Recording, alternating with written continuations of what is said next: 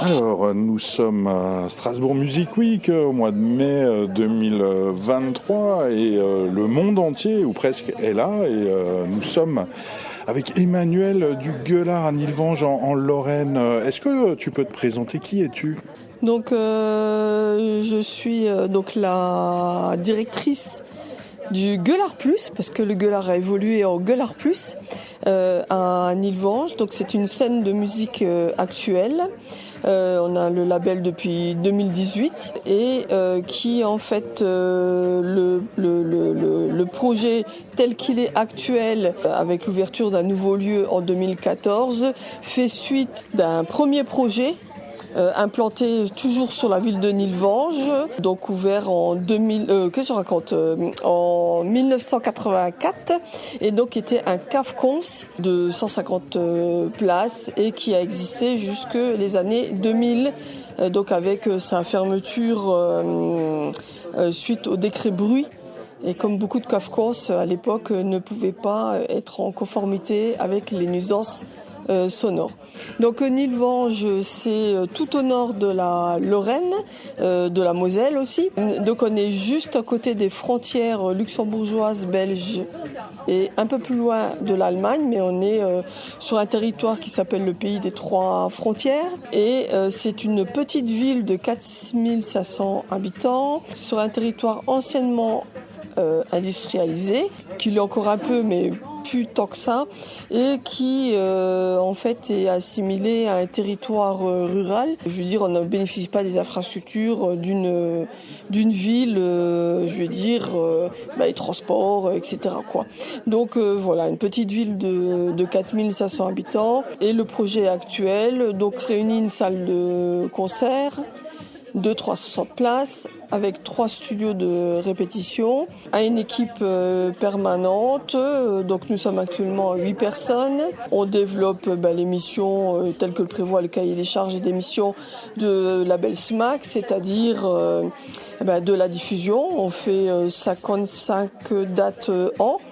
Tout public et jeune public, parce qu'il y a une programmation pour le jeune public et très jeune public qui s'appelle le Petit Braillard. Nous faisons aussi beaucoup de résidences d'artistes, donc nous coproduisons des créations. Nous accompagnons des artistes à préparer leurs concerts en vue d'une future tournée. Et nous réalisons également énormément d'actions d'éducation artistique, des actions de médiation. Pour en revenir à la naissance du premier Gueulard en 1984, donc il y a un peu moins de 40 ans, oui. C'était certainement pas une invention municipale ou institutionnelle ou politique. Ça ressemble à quoi la naissance du Gueulard en 84? En 1984, alors pour être honnête, je n'y étais pas parce que je suis arrivée en 86. Donc on était deux arrivés en 86, Mauro Albanese et moi-même. Mais le lieu a été créé par 10 autres copains, sont tous issus de la vallée de la Fensch, parce que nous on dépend d'un territoire qui s'appelle la vallée de la Fensch. Du fait du déclin sidérurgique dès les années 70, se sont retrouvés avec aucune activité culturelle proposée, puisque l'usine finançait tout. À l'époque, les loisirs, le sport, la culture, etc. Et évidemment, après, on s'est retrouvé avec plus rien du tout. Et donc, un peu à l'image, des cafés-théâtres parisiens et des pubs irlandais, ils ont voulu créer un lieu qui ressemblait un peu à la fusion des deux, donc un lieu très militant, revendiquant la culture ouvrière et en voulant programmer des artistes eux-mêmes également très militants. Initialement, la programmation, c'était beaucoup de la chanson, avec des textes très engagés, des théâtres de petite forme, de la poésie et des expositions. Et où la question aussi, comme on est un territoire de métissage culturel, toute la question de la diversité culturelle et sociale à ces endroits-là. Donc voilà comment est né le lieu qui a pris la forme d'une coopérative. Ces personnes ont créé l'association Pavé et ces mêmes personnes ont créé la coopérative Le Gueulard. Et pourquoi Le Gueulard ?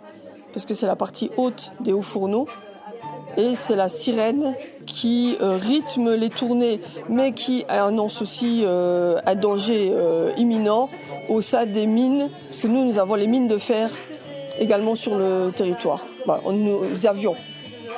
Alors près de 40 ans plus tard, vous êtes labellisé SMAC, donc vous êtes une institution, vous avez un cahier des charges, vous êtes largement subventionné, enfin j'espère pour vous.